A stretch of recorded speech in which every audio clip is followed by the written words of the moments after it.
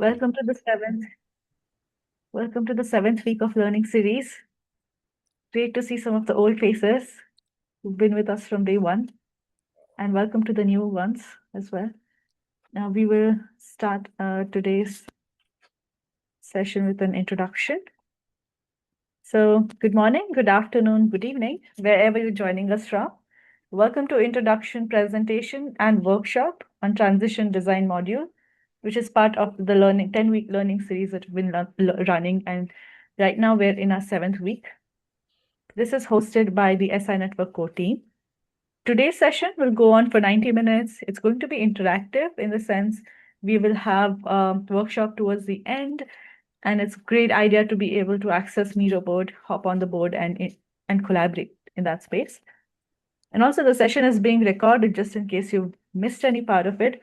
We will share it in the learning series space and you could refer it there. So for those who are new to the learning series, time for a quick introduction. I'm Roma Patadia, joining in from Hubli, very close to Bangalore in India. I work with SI Network since past 8 months, and right now I'm working as a program manager and innovation facilitator. I'm joined by Josh Colchester. He is joining us from Berlin today.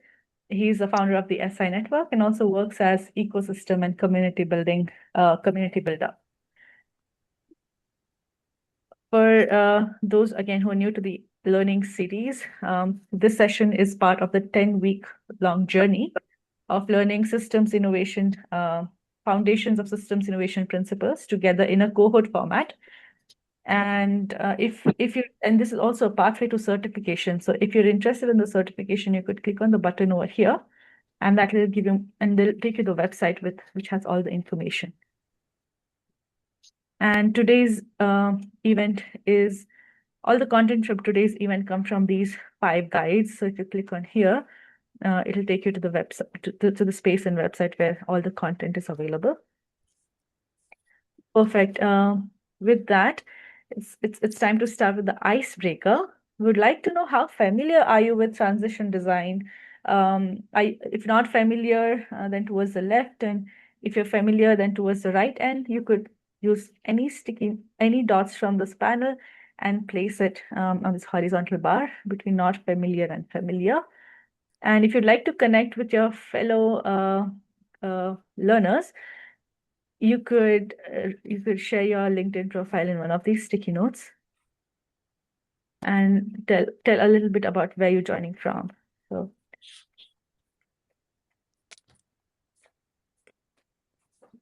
I hope you're able to access the Miro board. Joss has shared the link in the chat. Awesome. Hi, Manish. Great to have you.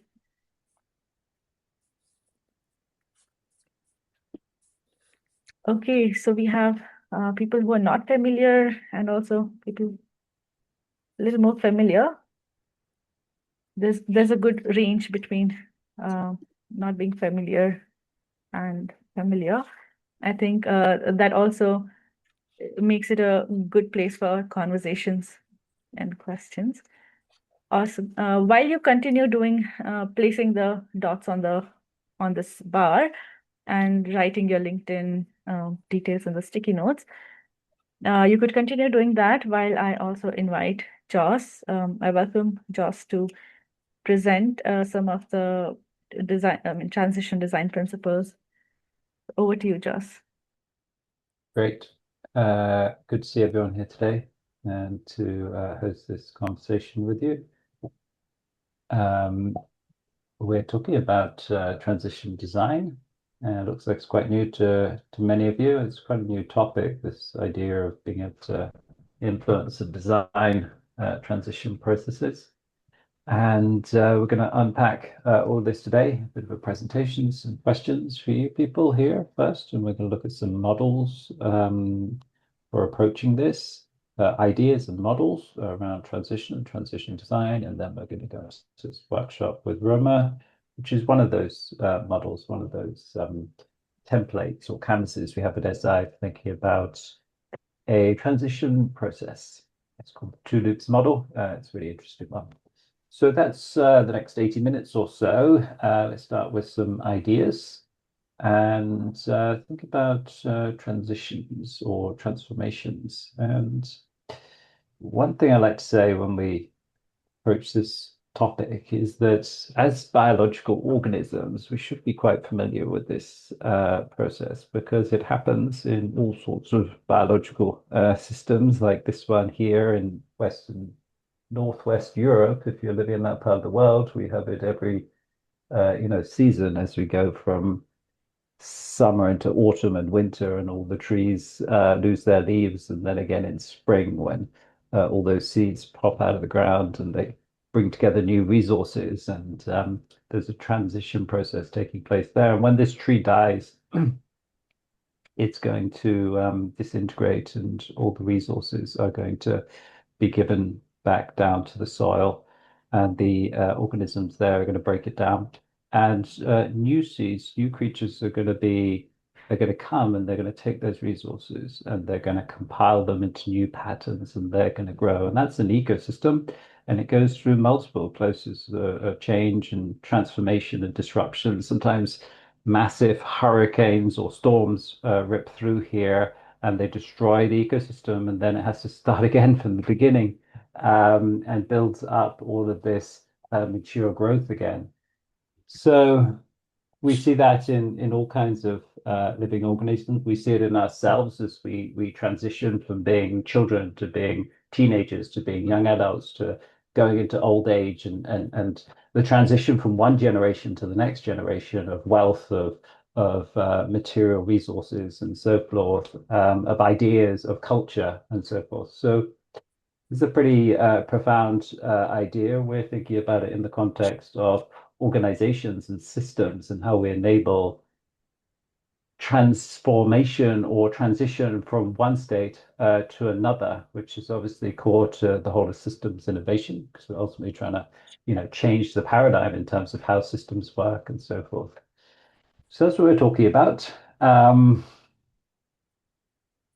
to get a head around, transitions or transformations of that scale, because sometimes they're a bit difficult, particularly these bigger ones. I mean, how do whole societies move from one modality, like the pre-modern feudal system, that's a religion-based system here in Western Europe, and then we moved into the modern era, and we find ourselves today, believing in modern science and reductionism as pervasive in education, how we do management and the nation state and so forth. It's a whole different way of organizing society and different principles and so forth. That's a transition that had big upheavals like the French Revolution, um, that brought us into the modern era. So these kinds of changes happen on all different levels. Or how did we get to the automobile as a mode of transport? We used to have horses and carts here in Western Europe, other parts of the world,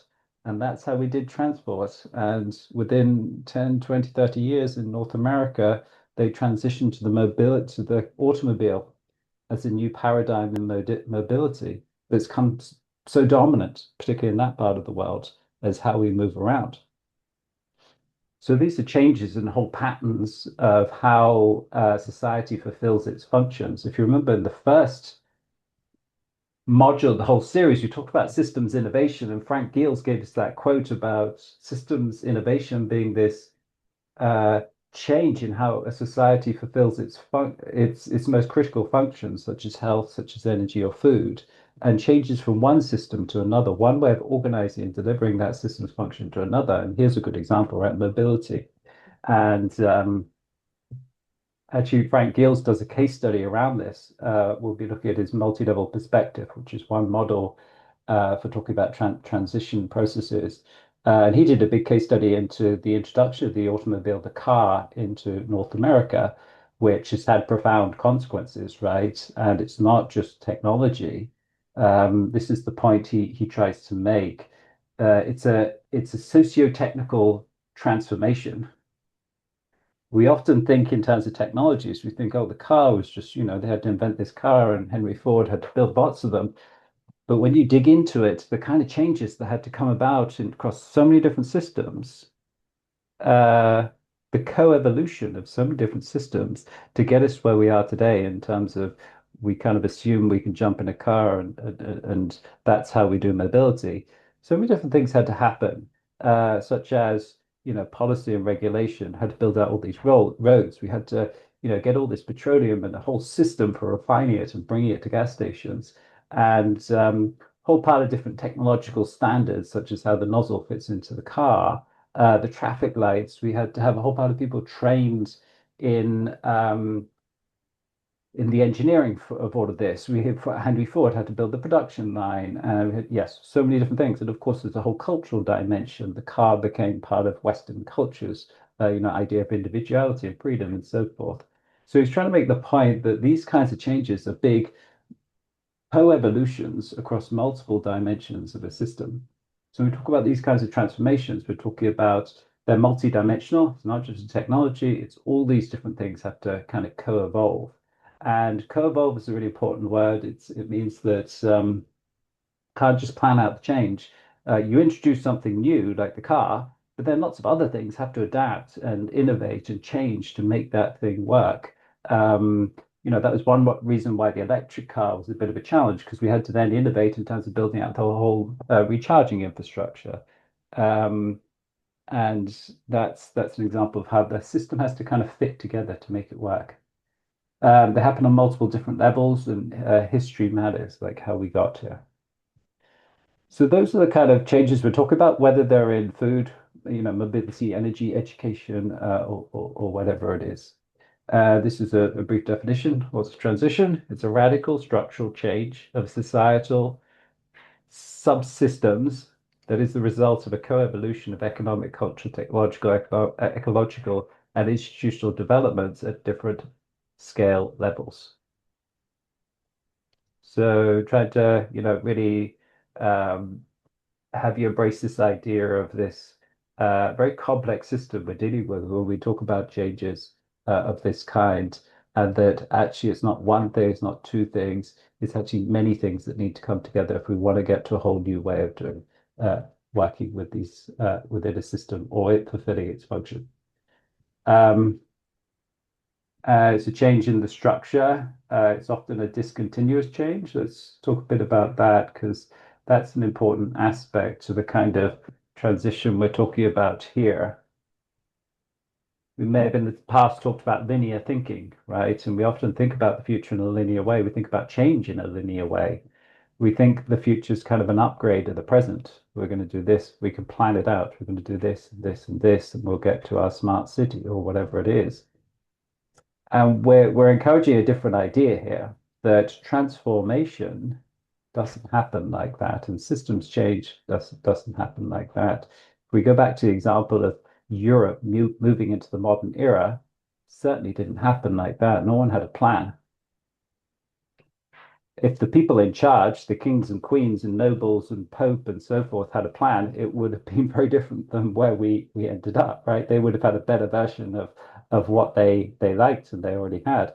What we actually happened was this: the old system died because it had reached the end of its life cycle, and a new system born in in Florence, in new ways of doing finance and new ways of doing commerce, and in the cities across Europe, new ideas were being introduced, and eventually they fed into politics. That well, it started in science in places like England with Sir Isaac Newton, and the Renaissance in Italy, and all these things fed into different new ways of looking at the world and new ways of thinking about how political society should be organized, and eventually that French Revolution and the industrial capitalism and so forth, the Industrial Revolution.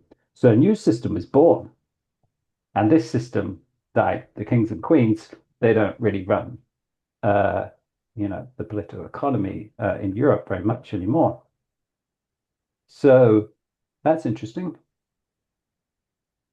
And it's really one of the core messages, right? That co-evolution is a really big idea, that you can't just change a system. One part can't just change without the whole thing co-evolving into a new way of doing things. If you want to get the car, you've got to have so many things around it for it to actually function. It takes time to build out that new infrastructure.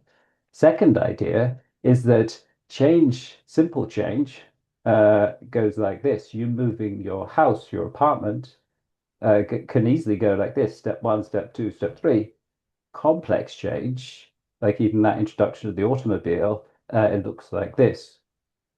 And this is the kind of change we're talking about.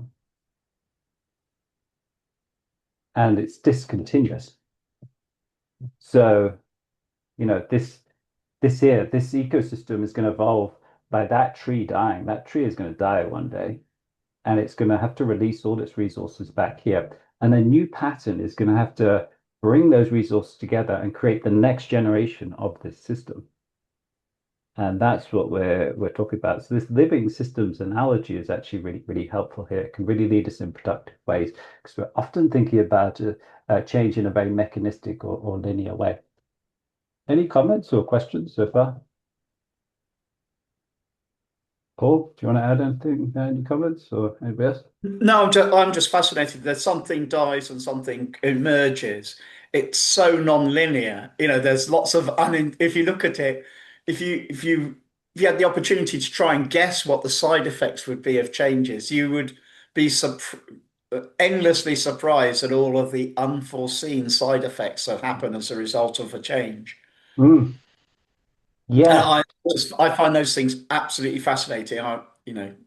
They're yeah.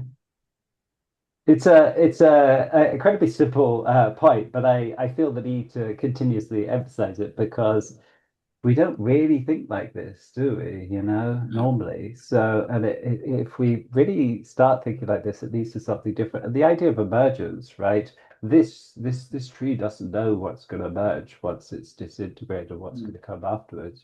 So, and the kings and queens of the 1300s and the popes had no idea what it was like to live in the modern era, right? So, it's trying to grasp this idea of emergence that we talked about before, also. Catherine? I've seen this once before a few years ago, and what really struck me is they got people to stand along where they stood in their careers, and there was a really that when something dies, so there is a part of society that has a role in hospicing that kind of, and I love the fact that there was something like someone has to hold the nurturing of what is dying rather than just be the innovators and the bridge builders.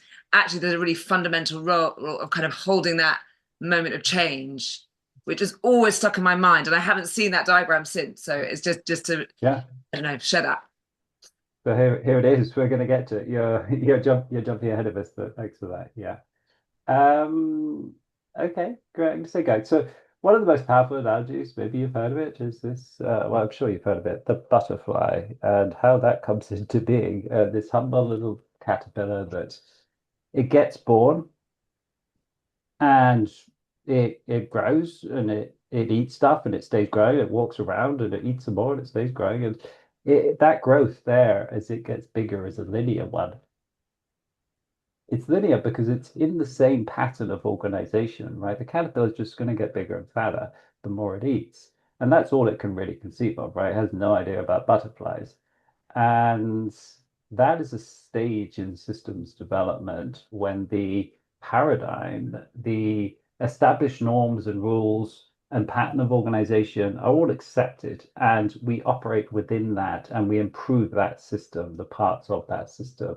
And for the industrial age, we've been doing that in many parts of the world for 100 or 200 years, refining how we do industrial age governance and the nation state or bureaucracy and so forth or many other areas. But of course, it's not the only stage. What we're talking about is this here. Of course, that's very intuitive, that kind of stage, that kind of change. It's this here that's very counterintuitive, right? Who could imagine this caterpillar is going to crawl up into a cocoon and its cells, lignomous cells, are going to be decomposed and recomposed again into a totally different thing that does a totally different thing. It flies around in the air in a whole new environment rather than this caterpillar that walks around on the ground. And that's a transformation as the parts become reorganized. The parts themselves, interestingly, pretty much stay the same, the cells. Just like up here, the foundational parts of this tree, the atoms, they're not going to change. They're just going to be broken down and eaten up by little bacteria, and then they're going to be recomposed again. Mark?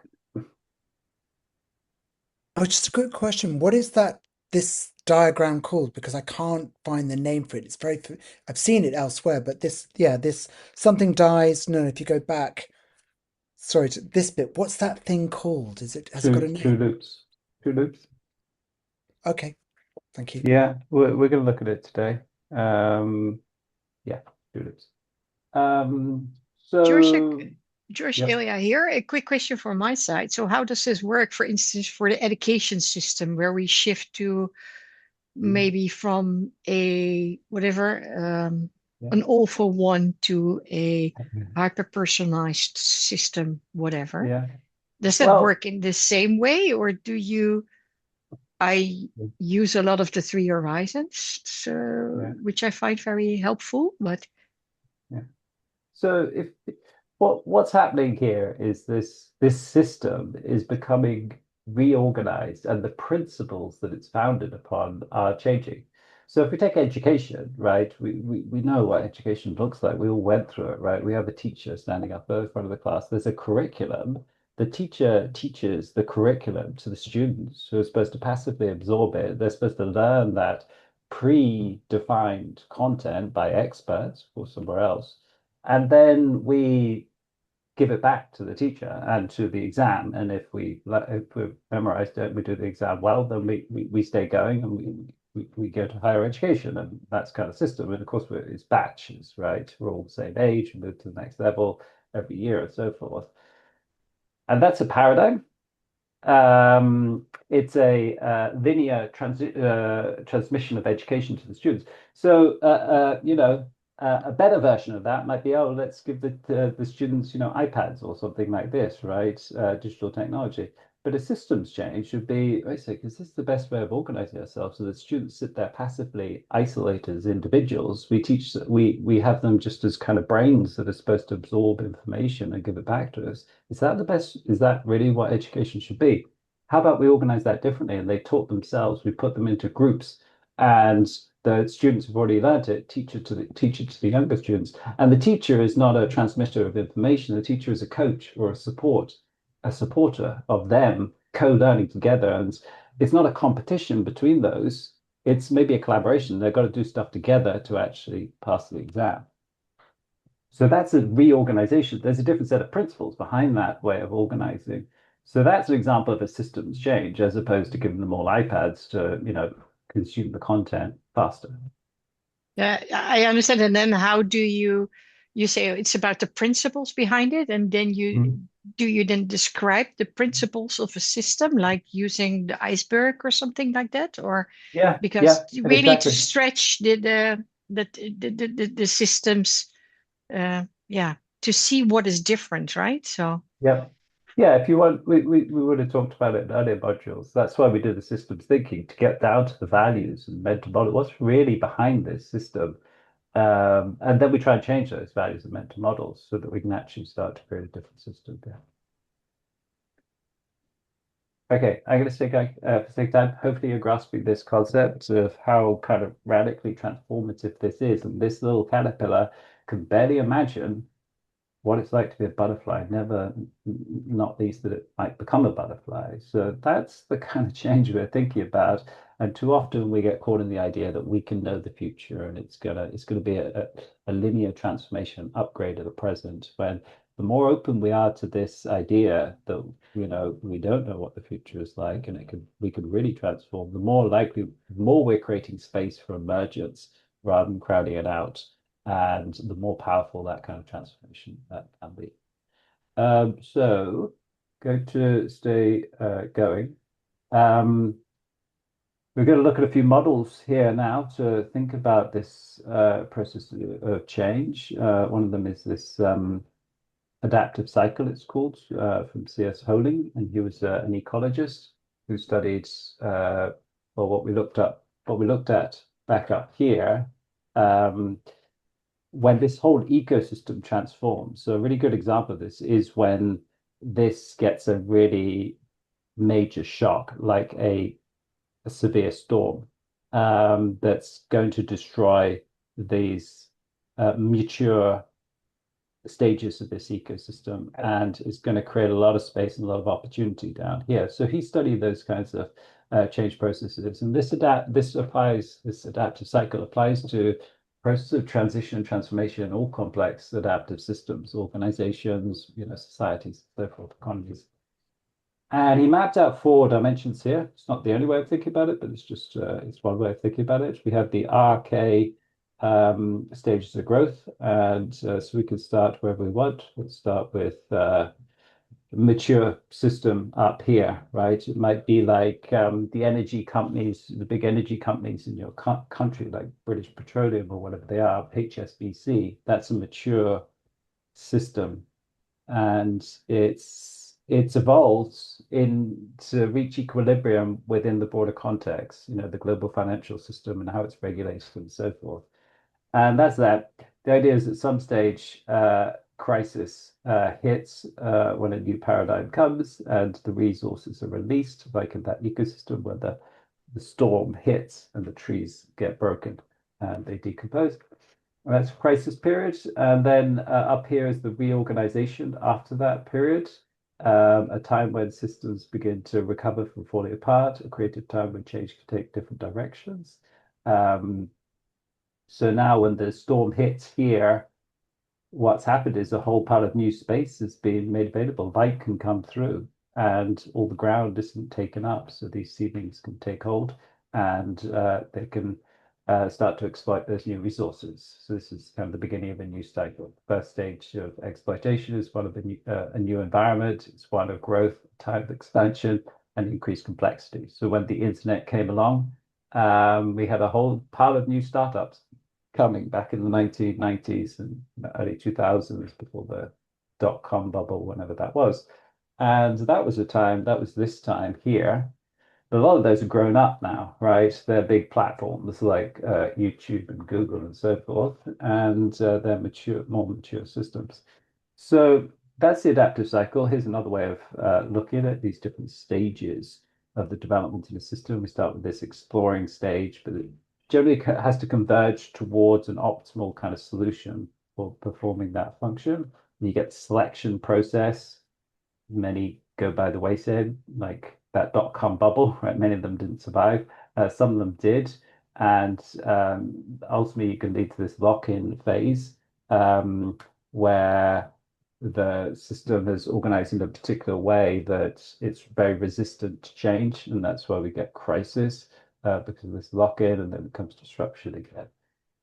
So that's that. I'm not going to go into it too much, just to share kind of the general outline. It's very intuitive, really, what's going on here. We experience it, in our lives. Some of us have been through midlife crisis or mental breakdowns and so forth, right? That was a period of crisis. And after that came a period of opportunity when we were able to open up and see new things and find new opportunities in our lives and develop and grow.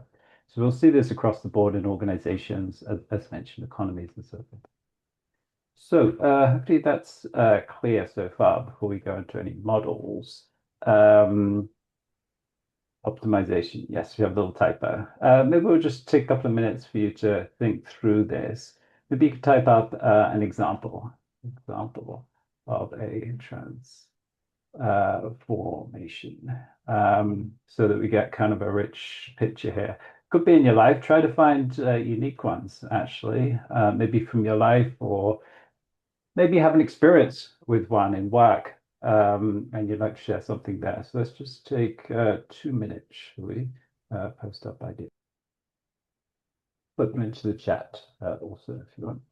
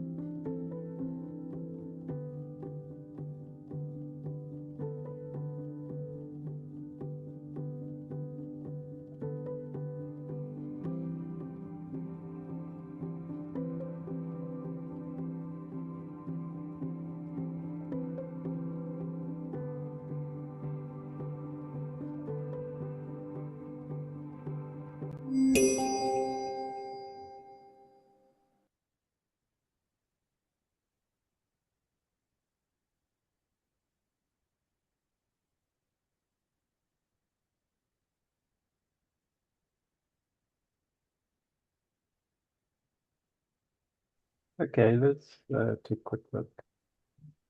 Becoming a parent, yeah, that's a good example, right? It changes your whole life, doesn't it? The whole context that you exist in. I was talking something about that this week. Entering work, life, study, a career. Yeah, these are big transformations, changes in our life. Slavery-based agriculture. Do you mean into that or out of that? Someone say a quick word. Yeah, it's just the high concept historically, how agricultural practices evolved around colonialism to slavery to now other means. Yeah, yeah, like petroleum and mechanized agriculture. Yeah, or even the move into AI, and that's going to be a big paradigm shift also. Okay, role of different family members over time. Yeah, an example of a transfer. My own career, realizing that classroom teaching wouldn't suit me long term, but its impact on my health, it had to die to help me find my next path. A community collaborative is sourced by state funding. The funding expires, but the individuals involved restructure to retain the synergies and benefit they have discovered. Yeah, good examples. Grief, a timeless rite of passage and transformation. People forget death is an endpoint for a transformation. Yeah, so hopefully we're getting they're very foundational ideas, right? We all know about us dying, and our children are going to inherit the world, and that's the way it is. But sometimes we forget when it comes to thinking about the future that kind of change applies in many different contexts. So hopefully you're gain these foundational concepts, and we're able to take them forwards, and particularly it is leading to this idea of emergence that is core to all of this. As long as we're locked to this paradigm, we're going to exclude that idea and we're not going to allow for it. We're not going to support it and so forth. So let me stay going. We're going to look at a few models um, for this. So I might actually jump down here first before I show you the models. So where a lot of this is leading is, yes, to that idea of emergence and how we then approach change if we embrace this idea of emergence. Instead of it being planned out, and we know a lot about planning out change, we do a lot of it, and that's all very intuitive to us. But if we have this idea of emergence, which is a pretty fuzzy concept, then where do we go from there? If we can't plan this change out, and if the change looks more like this, where we're trying to integrate based upon a new pattern. That's kind of what's happening when something's growing, right? This little seed is growing up. It's a pattern of organization. It has that in its DNA, and that is going to harness resources within its environment, and it's going to organize them in a particular way to develop and grow as a plant. The same for us, same for every living system. So it's kind of like a process of integration and organization, which is a different way of thinking about change. We normally think change is like more of something.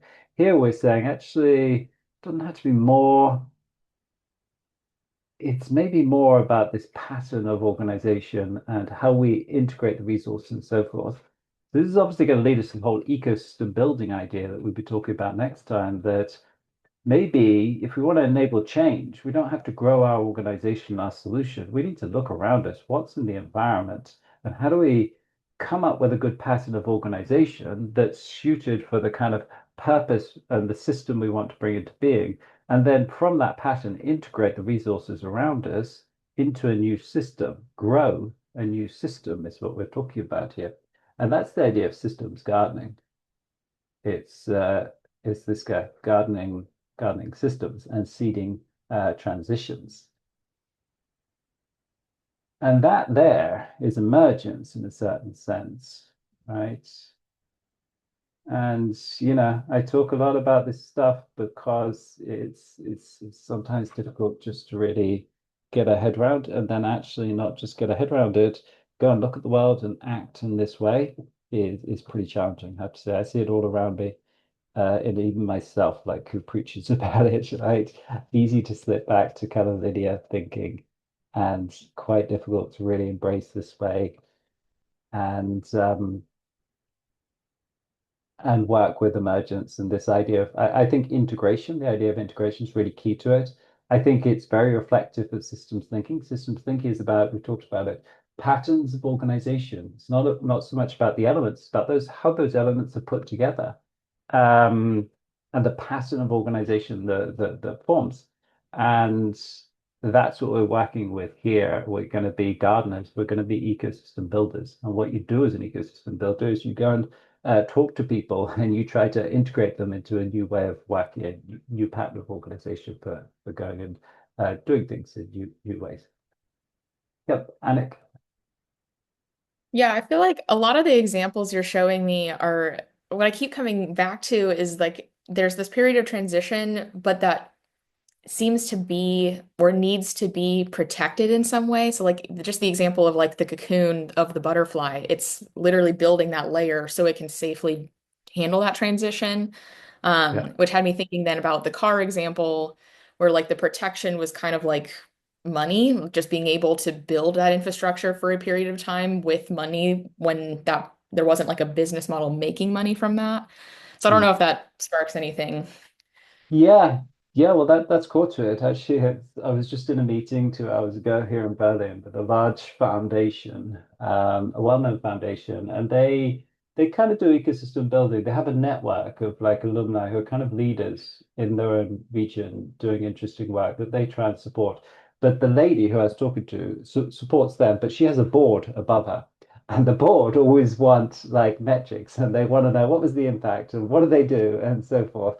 Whereas her job, she sees, is to kind of create space for these people because she thinks they know what they're leaders in their context and they need to be supported in that way. So I think you'll always find that in this context, someone, maybe yourself or someone else, who has to kind of bridge that divide between what the external world normally wants, these kind of linear plans and impacts and so on and so forth, the metrics, the KPIs and so forth, and what you're trying to grow, which is something that needs space to integrate and can't deliver kind of in the way that people want straight away. Yeah, I mean, a gardener could totally be thought of as a protector. I mean, you're when the seedling is small, it's vulnerable. So Mm, yeah, that's interesting. yeah. But isn't there? But Well, isn't there those interesting ideas? You know, when there was a hurricane in the UK, one of the things that was done was a number of studies on how do woodlands regenerate. Do they regenerate better if you clear away the trees that have fallen down so that the new ones can come up, or what do you do? Would you clear them, or do you plant new trees? Um, and there were really counterintuitive answers behind that, you know, as to what worked. Interesting enough, it was clearing the area wasn't a great way of doing it. yeah, it's the same with forest fires, right? Yeah, That they've studied forests as complex adaptive systems in the context of yeah. resilience. What makes a forest is in California and places where they have droughts and so forth. Mm.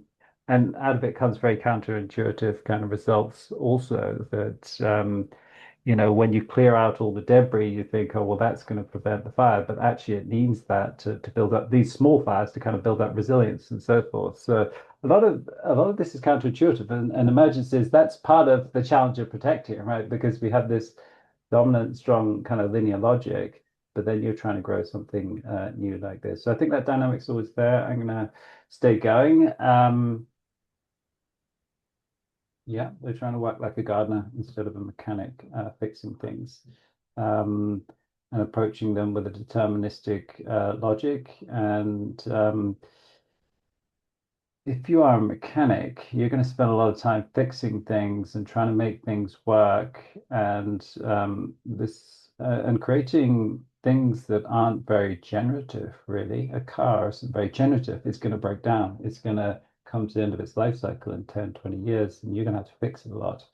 Can we create things that are more like this? You're not going to have to fix this once you get it up and running. Once you've done your bit of gardening, it's going to be up and running and it's going to repair itself. It's hopefully going to fix itself. It's going to create fruit and so forth. So this is the idea that actually this paradigm here often leads to short-term poorer results, but longer term, it creates regenerative systems that actually generate and, do amazing things themselves without the need for constant fixing and so forth. And that's what we're trying to garden. And it's highly context dependent. We need to put the seeds. It's about putting the seeds into the right context so they have everything they need to develop and grow.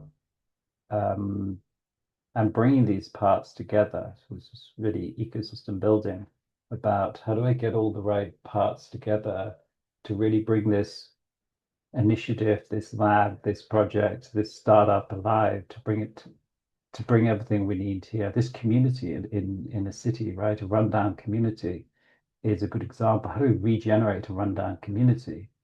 And you're really going to have all the right pieces come together so that things can thrive and do well within that environment. And that is going back again, you'll see all these principles from systems thinking here. We talked about thinking about context, thinking about relationships. This is about relationships here between these things and building adaptive systems.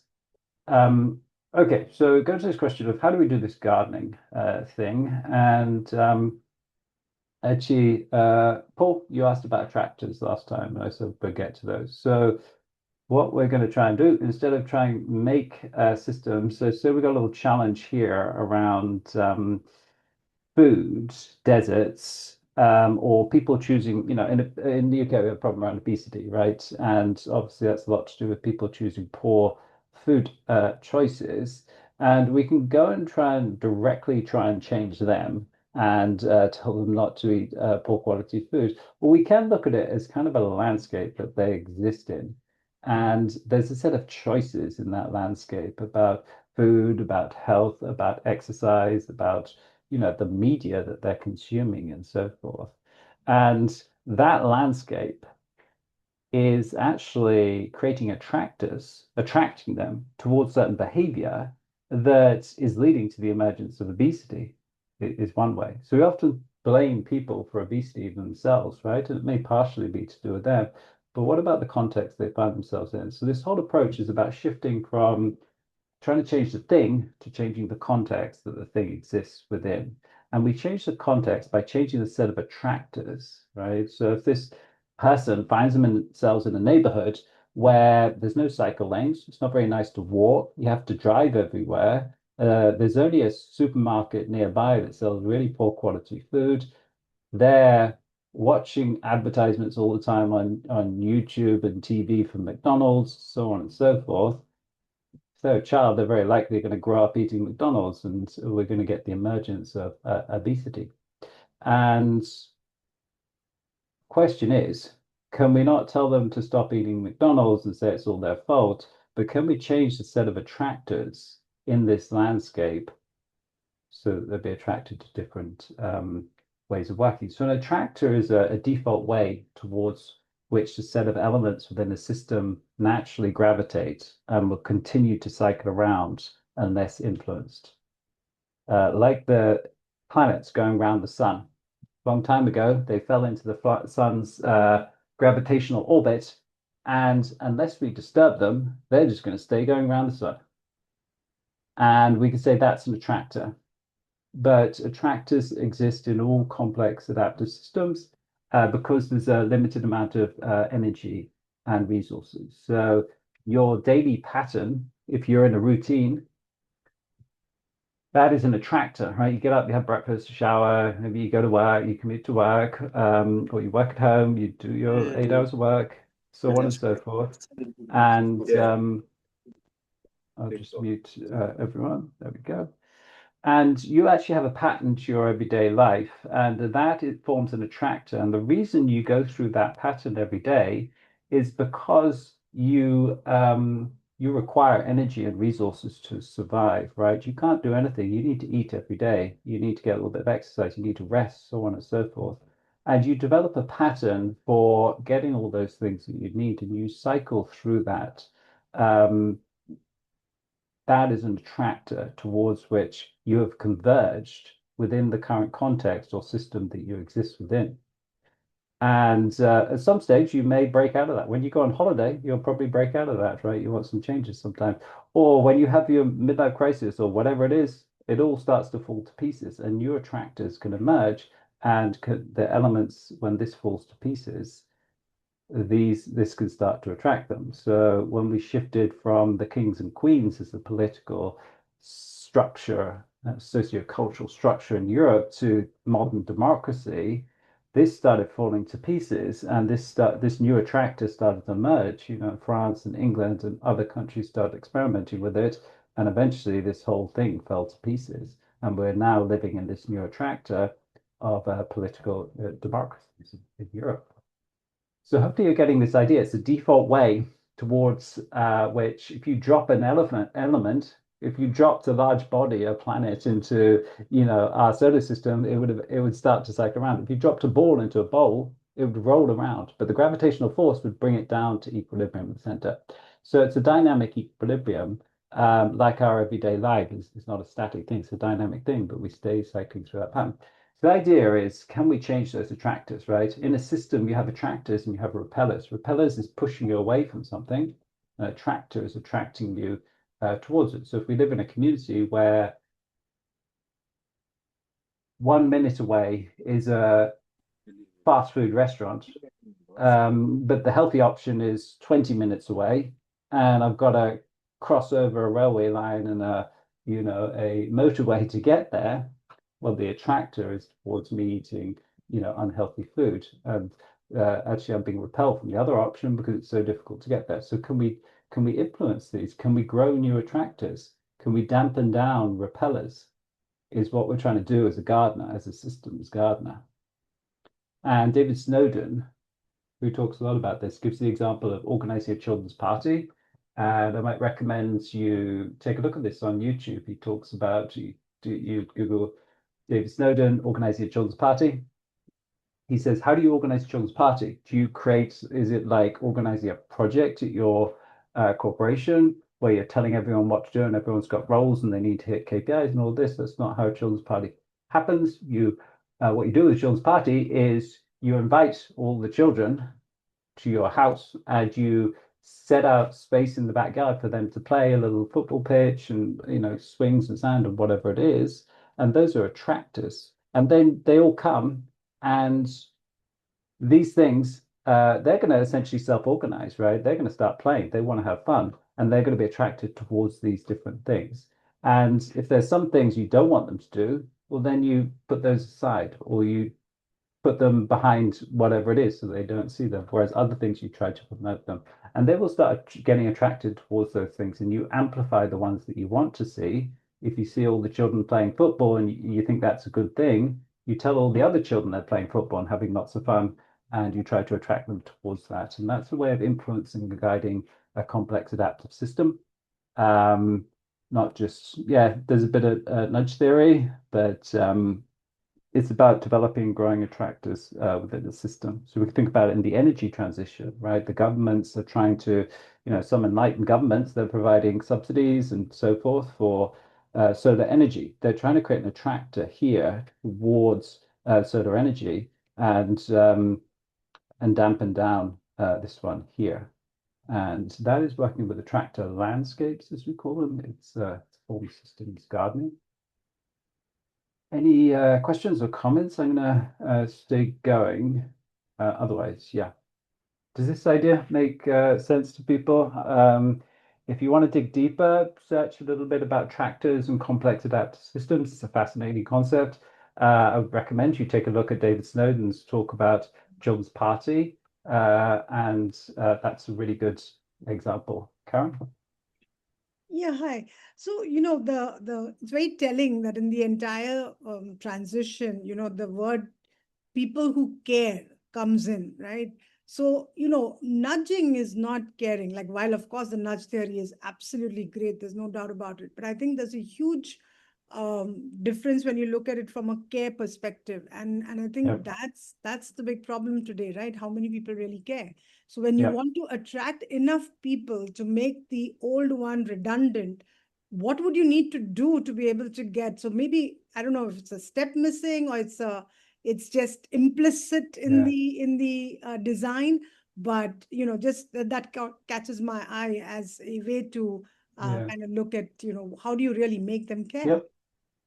Yeah. To me, Yeah, it's a great point. yeah. Yeah, it's a great point, because if they don't care, Karen, what's going to happen? They're going to go towards the default attractor, and in a system that's up and running, the default attractor is going to be the dominant way of doing things, right? Absolutely. The easiest way for me to get energy is to plug it into the grid here, and that's probably coming from petroleum, right? It's probably a lot more difficult for me to find a source that's solar and so forth. So it's only the people who care are going to say, I'm not going to that fast food restaurant 2 minutes away. I'm going to walk all the way over there and go to the healthy option. So they're the only ones who are going to create new attractors, aren't they, Yeah. Karen? Which is So interesting, which that's you're stuck here if you don't have anyone who cares. Sorry, go on. Yeah. Sorry, I just wanted to say that's precisely what I'm saying. So maybe, how do you get those people to care? Because attract is one part of it, but to Yeah. care is probably going to So be the challenge. yeah. So you have to, if you care, if someone cares, you have to go and create this attractor, and you have to invest in it to the stage where it's good enough that these people say, okay, I care a little bit, so I'm prepared to make a little bit of a trade-off, and I'm prepared to go with this other option. So that's really the dynamic you're working with. Yeah. That makes sense. Absolutely. Thanks.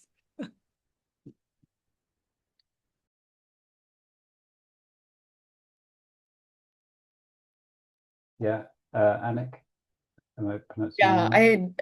a lot of this is also like reminding me of when I read The Tipping Point for the first time, Malcolm Gladwell, and I found that really fascinating that you don't actually need to get everybody on board. You just need enough that the expectation switches of even if you're unhappy about the change, if you think your peers are changing along with you, those naysayers that are just comfortable with the norm want like they're going to follow what the expectations are and what feels normal, and so you just need enough people to hit that tipping point to change what normal or the expectation of normal, not even the actual reality yet sometimes. But I also then get stuck. I keep coming back to that point of the points of authority, and if how to get authority on your side or how to work under authority that is that dominant attractor that's not working in your favor. And that can get kind of philosophical, but that's the Yeah, intellectual point I'm stuck at. yeah, I mean, ultimately, it's kind of, well, I understand it as the equation I kind of mentioned there, that ultimately, even the authorities will go with whatever really works best if you cover everything that they need, right? So if you're able to grow this, so the whole thing, exactly as you said, is the tipping point. The tipping point is about, okay, it's a non-linear change dynamic. You've got to get a critical mass before more people come, and there's a feedback loop. When more people come, but you've got to get to a pretty high level before before the establishment start to say this is a real thing, right? And the SI network is an example of this, because we started out like one person and no one knew about us, and we attracted more people, and now institutions listen to us and so forth. So it is this dynamic of growing it to the stage where it's relevant for those actors, and it's possible for those actors. And we're going to talk about it when we talk about, this bridging, right? So we develop a new system here, and when it's up and running and at a very good stage, then we can start to build the bridge back to the incumbent system. And if this is not looking great and it's starting to fall to pieces, and this looks very viable, well, I'm happy to go across there, right? If the electric car is good enough and it's cheap enough and it's working, I go, well, I want to go and do that. Yeah. Sorry, Mark, did you want to say something? You just answered I was going to say, so what about the bridge builders? Because like, who Yeah. are they and how does that work? So yeah, over to you again, I think. Great. So let's stay going. There's a lot of stuff, we could talk about here. We've just got a few minutes before we go into the workshop. So bridge builders, and back to the two loops. So the two loops is a model. So I showed the other ones quickly. I'm not properly keeping track of time here, but there's a few different models for representing transitions. In every transition, you have a transformation. You have at least 3 dimensions. You have the incumbent system, because this is up and running already. You have drivers of change, right? There's nothing in the environment, nothing really driving change. It probably won't change. because the system is already organized to function well within that environment, right? So unless the environment's changed, probably not going to happen. So you need drivers to change, and you need new innovations. You'll basically always have those. Transitions play out over time. This is a way of represent. We think, there was a past, and then there's a present, and a transition is going to happen, and then there's going to be a future state. And the idea is there's going to be, the incumbent system is going to decline in some way because it's not fit for the future, and potentially, well, the drivers of change are going to make some kind of change happen here, and the outcome to that is undetermined. But the current system isn't fit for the future. So in some sense, it's going to degrade. And there's an opportunity in this change that the new innovations may actually disrupt it and may become the dominant way of doing things in the future. And there's different models for representing that, right? I think someone mentioned the three horizons one, which is kind of exactly what I just said there. Won't go into all of that. There's the multi-level perspective, which is Frank Gill's. And he's thinking about the regime here, and there's big landscape changes up here, like digitization or whatever it is, antibiotic resistance in healthcare. Down here, you have niche, which are the new innovations. And the idea is that the landscape change is going to disrupt the regime, the current way of doing things, create windows of opportunity for the niche, the new innovations to bubble up. And if we could nurture and develop and connect and grow these, they can potentially disrupt it and create a new system here. And that's another model. And then the third one is this two loops one we're going to look at today. They're all doing very similar things, right? This one's emphasizing the aspect of the two loops, the incumbent system, and that's going to go into decline. And there's an emerging system, and we need to support this new emerging system. So let's just quickly take a look at that. Here it is. And this is the one we're going to be working on. So up here, we have the incumbent system. It's grown in the past, but it's reached maturity, and now it's coming to the end of its life cycle. And all systems have a life cycle and eventually come to the end of their life cycle. And it's going to start decomposing in different ways. But as it decomposes, as it's coming to the end of its life cycle, a new system emerges. And in here, we have the pockets of the future, which are the new innovations that are representative of the future worlds that are set up effectively for the new context and environment that's emerging. And down here, we have the loop through which we can support in developing and growing them. We can first name them, which is important to identify them. These things exist, and we give them a name. So this is from the Berkana Institute, and they give the example of renewable energy growing over the 20th century. We go back 80 years, and this was a niche thing. No one really knew very much about solar or wind or whatever. So you've got to give them a name. You've got to say you're all part of renewable energy. This is a movement to change, the energy system. You've got to connect them. You've got to resource, nurture, and develop them, and then eventually illuminate them back to the old system, so that you can present alternatives to the people who live in the old system and want to get out of it, and a bridge, a way they can go from the past to the new. And renewable energy is a good example because we're very far along this here. We have, things like electric vehicles and solar panels in Spain, which will give you better electricity prices than the grid. And you can go and say to people, look, we've got a better way of doing things. It's cheaper and so forth. Come and join us. And that's the model. They also talk about hospicing here, that actually these people here who are trapped in the incumbent system, and you need to support them in letting go of it and try to find a new way. So it's a bit like looking after your parents in their old age. You don't just let them die. You hospice them. They are like all of us. They're going to decompose. They're going to die, and the resources from that old system need to decompose and be let to nourish the new system. Is the idea. Never as simple as that. Of course, these people hold on to the resources and they try to prevent these changes, and they don't see the new system because it's a new paradigm, and they try to resist change, and we get crisis and all of this. But that's laying out the model. We talked a bit about different people's roles in this. You do need people in the incumbent system because we need to keep the lights on, so they're stabilizers, but those people need to work with the bridge builders who are connecting with the innovators, because these are all in different places of the system and we need them working together to actually enable the transition.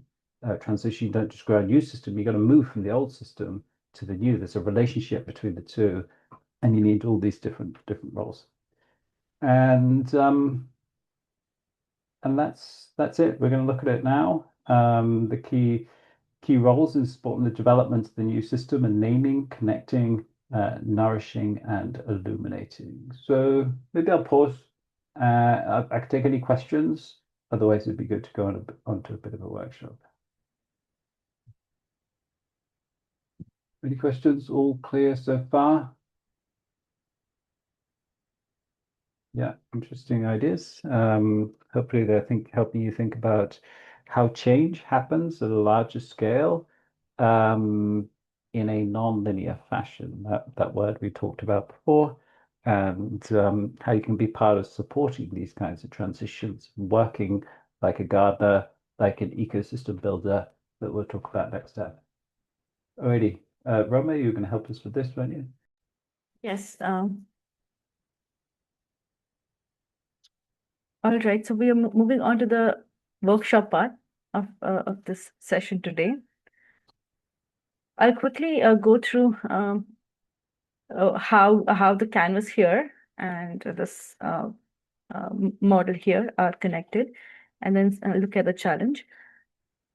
So the first part is okay. So the challenge is, how might we move from standardized test-focused education to a more collaborative learning ecosystem that fosters curiosity? So this is a challenge we're going to work on.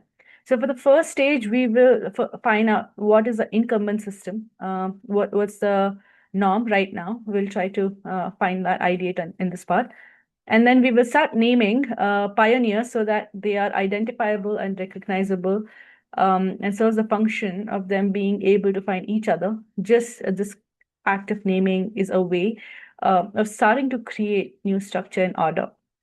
So then once we found our incumbent system over here in number 1, we will move on to number 2, which is emerging system, identifying new innovations, new actors in the space.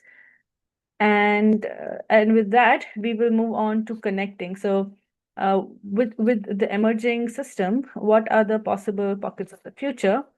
And then how can we connect the new innovations by helping them connect with each other, and then nourish them by supporting and nourishing a network. May become a community of place. Communities of practice are ways that we can start to stabilize the new formation. So how can they get resources, capacities, connections, all of that? So nourishing that system until it becomes a new attractor, which is to illuminate, where it becomes like a convenient option for people to move towards, to transition towards. That is the last stage. And with the task, we will start with incumbent system for the first 2 minutes, and then we will discuss a little bit about it, and then we will look at emergent system for the next 2 minutes, and then we will look at the rest of them. What are the possible futures? How can we help them connect with each other? How can we nourish them through resources, more connections, capacities? And in the end, how can we? Yeah, is that the right way? Yeah, I mean, we've only got 20 minutes or so maybe we just break it into on. 2. Yeah, if they Okay. just did like number 1 and number 2 together, and then we Yeah. come back and do the other ones together. Yes, so let's take like 5 minutes to fill in. Like, generally, what does the incumbent system look like? Generally, what could a new education system look like? Yeah. All right. So with that, I'll start the timer for 2 minutes for the first 2 parts.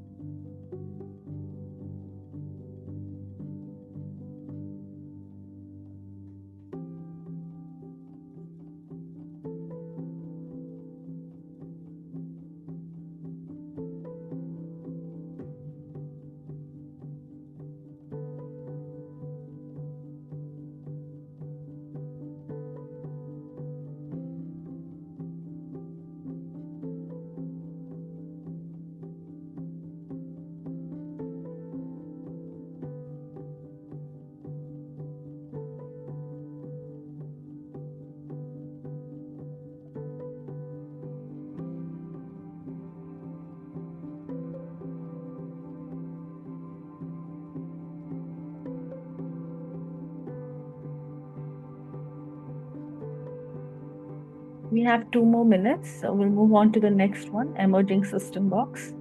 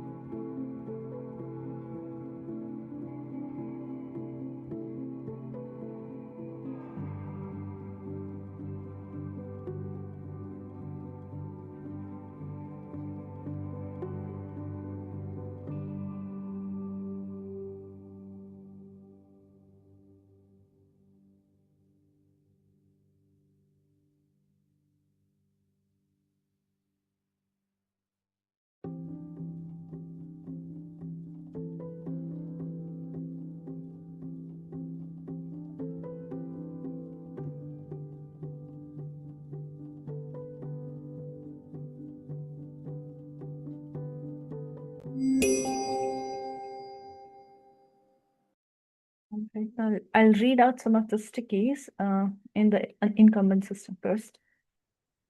So for the incumbent system, we have students in classroom based on age, regardless of abilities. And then student goals, which is curriculum standards set at the government level. Passive student, strict time rules for all. Teacher is a lecturer, one size fits all. Passive consumption. Students do exams to prove they have learned. And then classroom-based curriculum full time. Children go to a purpose-built school, only IQ cognitive based, learns theoretically out of context, and then students sit in row of desk or facing the teacher. So these are some of the current systems we look at. And the emerging systems are flexible, yeah. Maybe I'd just say a quick word. I mean, going back to talk about for the iceberg, and I guess we want to also try to think what's behind all those things, right? Are there common, values or principles so that we can try and get to what's really characteristic of that system and what's the pattern that we really need to change and the same here. So I guess just say a word about this tool here. We want to not try and focus too much on the outcomes, but then try and get to actually what's the paradigm here that's really characteristic of it, but just show that. Right. And so something like what's already existing, right? Yeah. Just trying to get to the underlying, what's really characterizing this system, yeah, go on. Perfect. So reading some of the sticky notes in the emerging system part, flexible neuro-affirming forest schools, outdoor education, and then remote learning, equality of resourcing leveled up, child-led education models, children learn from children, from each other, experience-based learning, play, hyper-personal learning, AI-driven, adaptive learning, creating knowledge together, peer-to-peer learning, project-based learning, growth mindset, learning feels fun, curriculum set at the school teacher level. So now that we know the emergent system, we can look at pockets of the future and then connecting, which is how can we connect the new innovations with each other, and then how can we nourish them, in the end, illuminate them. So we give about 5 minutes for this part.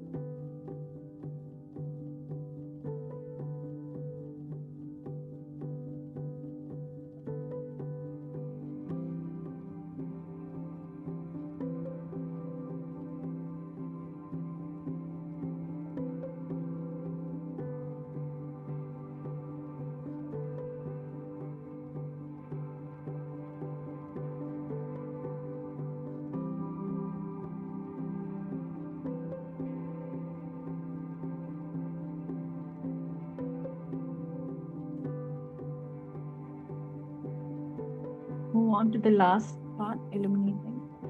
Last one.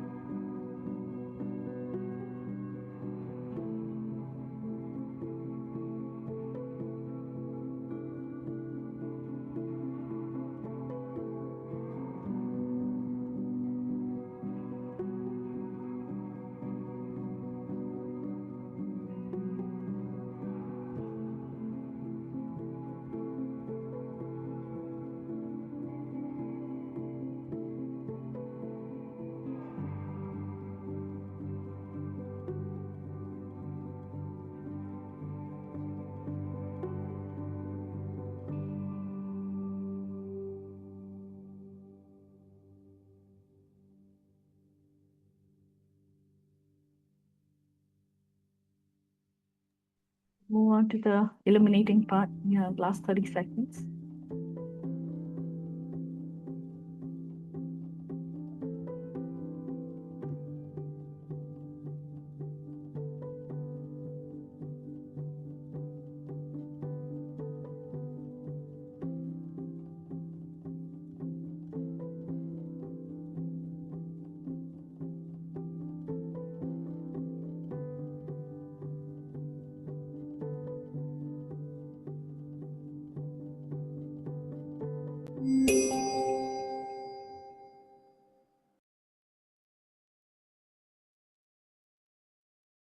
Right, so if you're writing, please continue writing. All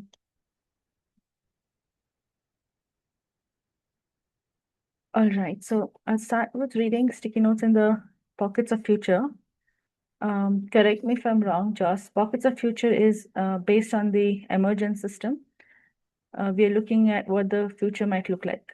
So here we see pedagogies of possibility, freedom to choose courses, collaborative learning and deep learning tools, AI-driven impact ventures, one-to-one devices make it possible to measure student progress in new and faster ways. Emerging formats like Angora, wow, interesting. Apprenticeships, not just academia.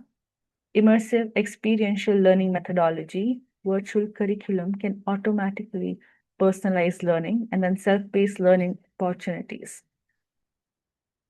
So these are some of the pockets of future responses. And then connecting, how can we connect the new innovations? With this, we have whole person learning, learning by doing through education of teachers, schools purchasing new edtech solutions, new school leadership, teacher training and professional development, fund the local fabric better, pilot projects in different settings and schools, make schools community hubs, not 9 to 3, enable build capacity in traditional schools to experiment with the incumbent system, and then bring head, heart, and hands into mainstream, allow innovation at policy level, run pilots on traditional schools, and then integrate education within the wider community, example, business and industry.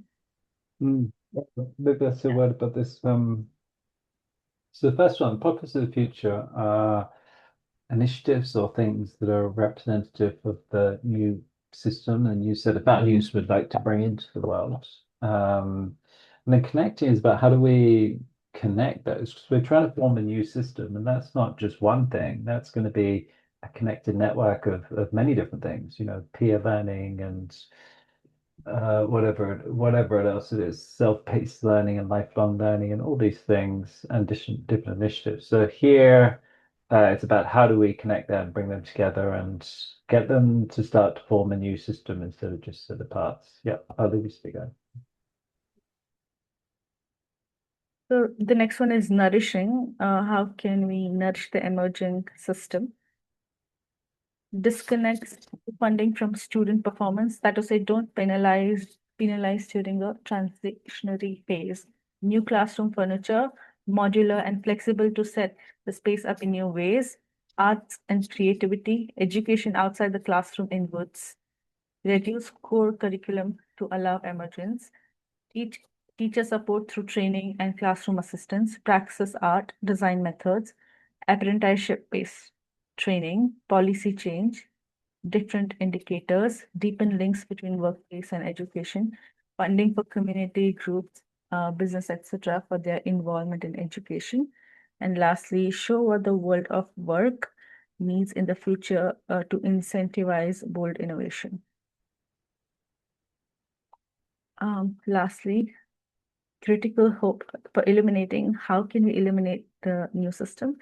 This critical hope, rebellers as spokesmen, telling stories of success in life after the school, redefine outcomes in terms of citizenship, recognize the value of the trades and other non-academic routes, celebrating non-linear careers. Lastly, emphasize different outcomes, which is social problem solving, creativity.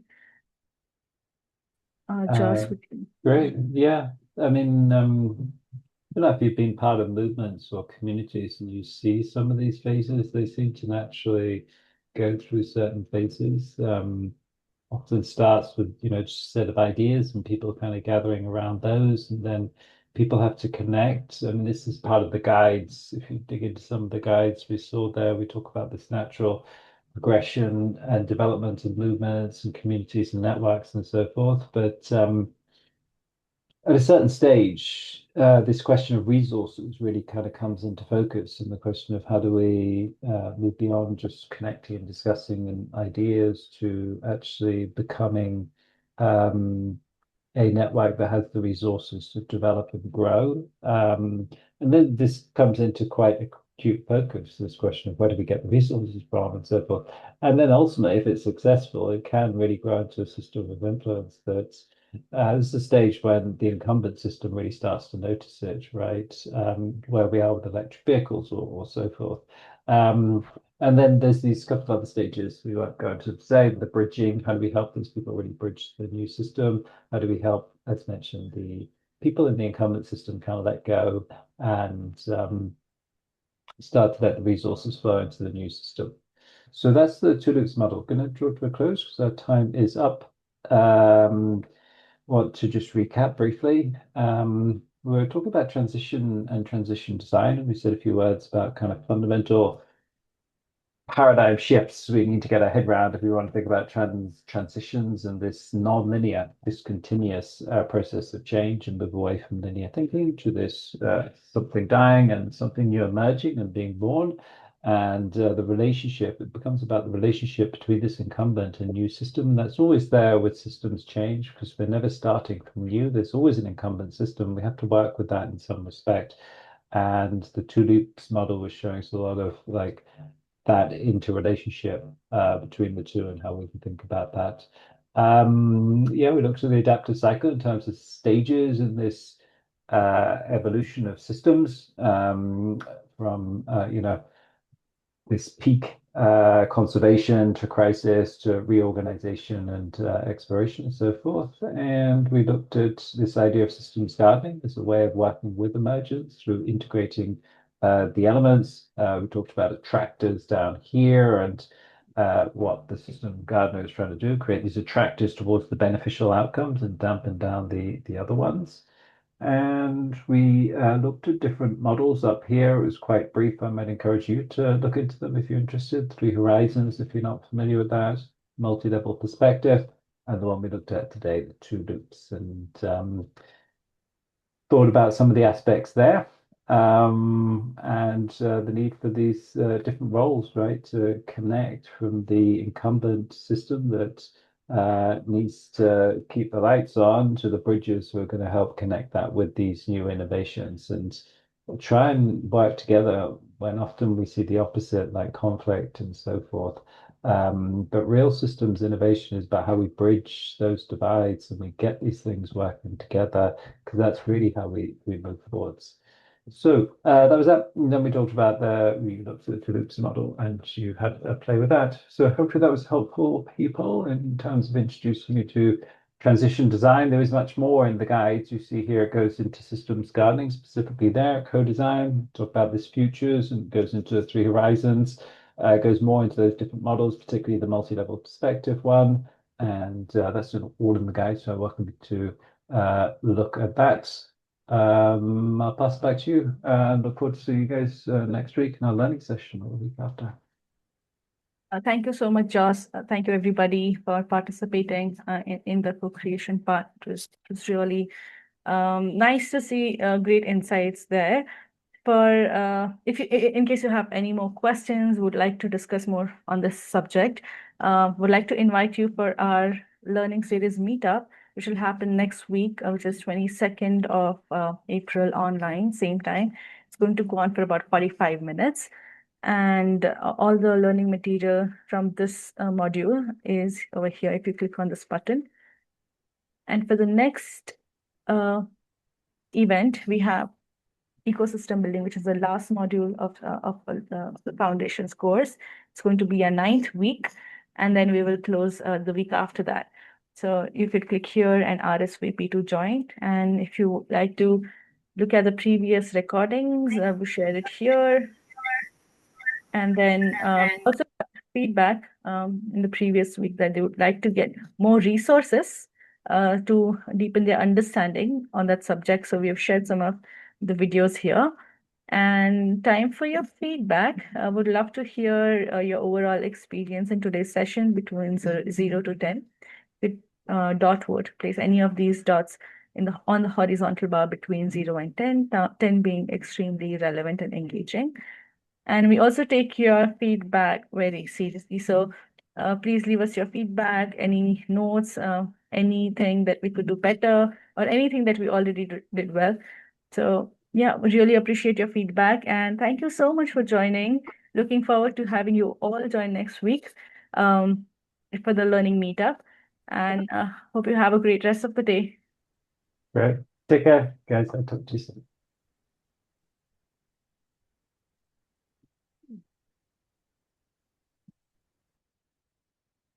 Thank you.